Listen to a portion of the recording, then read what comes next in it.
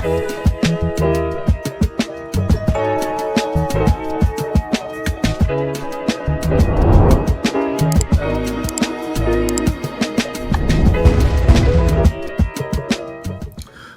hey everybody, welcome to another episode of On the Wrist from Off the Cuffs. I have a really cool review for you guys from the brand Raven. A little about them. They are founded back in 2008 and they are headquartered out of the US. They're a micro brand really known for their vintage style homages with modern upgrades and have recently been moving more towards more unique and original designs. Now, in terms of the type of watch, this is a dive watch. Some key common characteristics and design when you're looking for a diver, of course, you're going to find water resistance. Typically do some type of screw down crown, something that's tough, legible with a dive time bezel, and a diver's extension is always nice if on bracelet. This is their quite famous at this point Trekker model, and in the vintage style. This is the vintage blue colorway, and it features a gloss navy blue dial and matching gloss ceramic bezel insert. The dial and hands are in the style of the original Raven vintage, which was first produced back in 2012. The new vintage is slimmer than previous models by reducing the crystal and case back, which also reduces the water resistance to 200 meters, which is still more than enough, but does allow for a slimmer design. The bracelet also features a Nodex adjustable clasp, which is fantastic. And these go for $650 direct from Raven. This particular unit was kindly lent in by the brand for my review so that I could share my thoughts with all of you. And I've reviewed quite a few different Raven models over the years, and I have to say this is kind of like vintage Raven at this point. Like, this is kind of maybe even quintessential Raven, although I will say they've had pretty supreme success with their Trail Trekker model that they did as a collab with Notice. So although, of course, maybe a lot of newcomers might know the Raven brand for some of their newer, kind of a little bit more thoroughly remixed models, it's stuff like this, you know, classic kind of big crown sub, beautifully executed, well balanced, you know, having those feature sets that you like in terms of that clean, kind of uncluttered and really well balanced bezel insert, as well as things like signature sword hands, which are a nice nod to military divers, right? So everybody loves a good mill sub. So with all that said, let's go ahead, zoom the camera out, get this piece in hand, and take a closer look.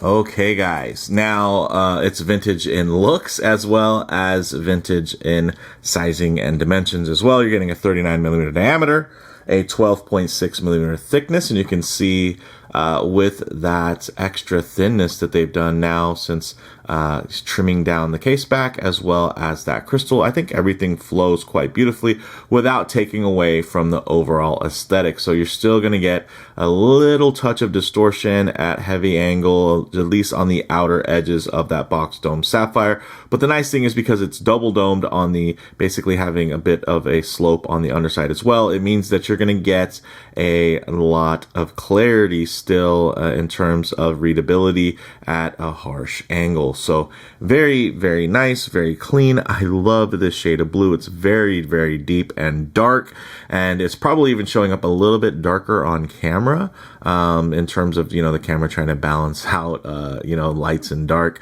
But I will say this is a beautifully deep tone of blue, and it's honestly harder and harder to find watches with this type of blue. And the nice thing is they did match, of course, the glossy dial with the glossy ceramic insert. So it is a very clean and handsome layout. Now, some of you that are probably newer to the micro brand watch game might be looking at this and be thinking, what is so special about this watch? Why does it cost $650 and not $350? Well, guys, the brand Raven has been around since 2008. I know that might not seem that long ago, but in terms of micro brand terms, they're OGs. Honestly, these guys, if you're new to the game, these vintage big crowns. These guys, they were doing them before Tudor was doing them. All right. So at the time, there was a very limited amount of different brands and different visionaries that really keyed in and tried to give people what they wanted. And honestly, guys,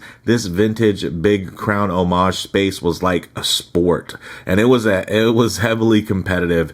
And there was just a handful of brands that really had an eye for that and would really kind of give the people what they wanted. And Raven was one of them, and it's great to see the brand evolve into, this is just a really, really wonderfully modern piece. Even the fact that they are offering this without a gilt dial is something special for them, because so many of their other iterations, that was really key to their aesthetic. So I love to see stuff like this, guys. And I know at this point within the market, because so many other brands and everything have caught on to these types, even mainstream brands, of course, have caught on to this aesthetic. Something like this might not stand out as much as it used to, but as somebody like myself who's been around kind of within this space and within really a great an appreciation and admiration for these design aesthetics for such a long time now, stuff like this, it's going to hold a special place within my heart.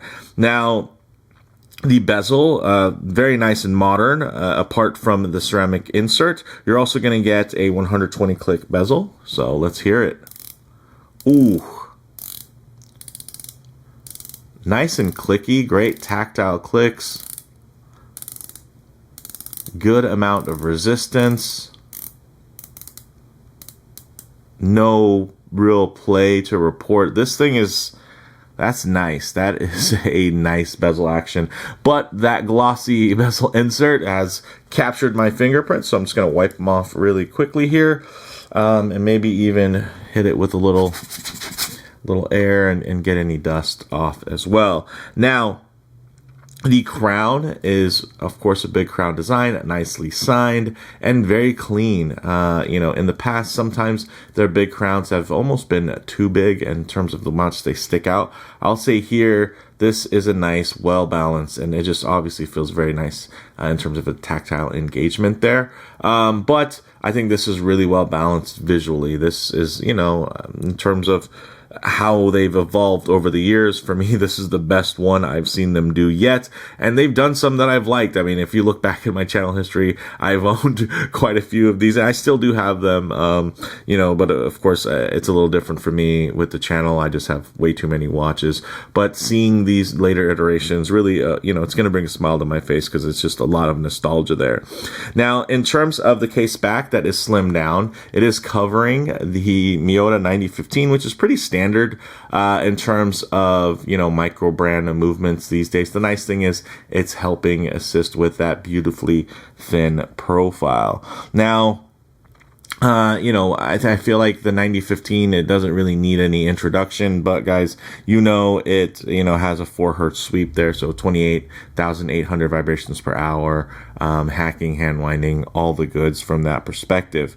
Now the dial, let's look at it, guys. It definitely has a certain level of refinement to it because of that gloss finish, the raised indices, guys, the date at 3 o'clock with a nice little, printed frame around it. I think that looks great. It has a nice little sporty tone to it, especially with this darker blue colorway. Of course, it's going to recall, vintage, snowflake subs in terms of that darker blue, really kind of militant style. And yeah, I think it all definitely fits. And I like that they used different color palettes, right? You can see there's some white, there's some shades of silver and gray as well, and within the print as well. Also, you're getting X1 Superluminova, which glows blue. And then again, like I mentioned, 200 meters water resistance. So although previous models, I want to say they might have started out 200, got stepped up to 3, and now stepped back down to 2. I don't see that as an issue at all. 200 meters is more than enough. It's world record ready in terms of skin diving. And then the bracelet, guys, and the lugs. So 20 millimeter lugs, you can see they're still drilled lugs, which is nice. And then you have this solid 3-link bracelet. It has a female end links, which means with that end link, there's going to be a nice drape on it. It also does have quick release spring bars and the drilled lug, so that means that it's going to be really easy for strap changes with that very universal and preferred 20 millimeter lug width. There is a nice 4 millimeter taper down to about 16 millimeters on the clasp. You're getting screw pin construction, which is fantastic and what you would expect. And then this really nicely done Nodex clasp here, you can see flows beautifully. You have a little bit of brush, a little bit of polish, nicely signed. Twin triggers here, nicely done. And then you do have a toolless micro adjust section. I'm not crazy about the fact that the extension goes on past the clasp, but I do understand people wanting to keep the clasp a little bit smaller and wanting to have, of course, a little bit more extension. This also does come with 2 half links. For me, when I sized it, didn't need the half links, so worked out fine. But for me, you know, if I was going to engage this, I would probably not want to take it further than that because I think that still looks great. I think this, you know, this is, you know, hey, if you need it and your wrist is swollen or something like that, by all means, but, you know, it would have been nice. And that's something that I know that they're working on and they're improving through constant iterations. But you can see here, I get everything to fit basically with everything tucked nicely. So that works. So with that said, let's actually get it on the wrist and see how it wears. Okay guys, as you can see on my 7.5 inch wrist, this hits a real sweet spot. Very, very nice.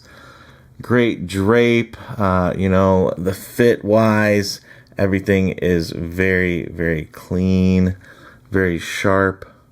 Not sharp to the touch, sharp to the eye. The finish is fantastic. Of course, if I do get my wrist a bit too close to the lens, you're going to get a fair amount of perspective distortion. It's going to make the watch seem a lot larger than it actually is. Some of you are looking at this going, 7.5 inch wrist, and this is a 39 millimeter. Why does it look so large? The lug to lug, you know, it's not oversized at 48.3. But guys, if I leave my wrist nice and low and then just tighten up the frame here, the nice thing is you're going to get still a detailed look, but just add a bit of a truer aspect ratio. Check that out. You can see more centered there and a little bit more natural as to what your eye would capture had you be wearing this watch. So don't be fooled by wristies on Instagram. A lot of people are just taking those with their phone, and they're with that you're putting your lens close to the watch, and it's going to make the watches seem really large. And I think in part that's one of the things that have made smaller watches so popular is because they photograph so much better. And you know, watch photography is really a huge part of collecting these days. So just something to think about. But check out that thinness, guys. I love that not only is it thin, but it doesn't seem flat. Like, it still has a great amount of dimension to it. It has a lot of depth in terms of the design, in terms of the compartmentalization in between the mid case, between the bezel, the case back, and that beautiful sapphire crystal. It all looks great. And of course, that undercut is very smartly done, very Seiko-esque there, as you guys can see, which is going to give you a great illusion of an even thinner mid case versus, you know, sometimes brands just do a little side slab and it's just not good. It just never is the best option. Here's something like this, just again, very, very smartly done. And you can see that it's definitely has the eye and the touch of an enthusiast. Look at the way that it sits, the thinness.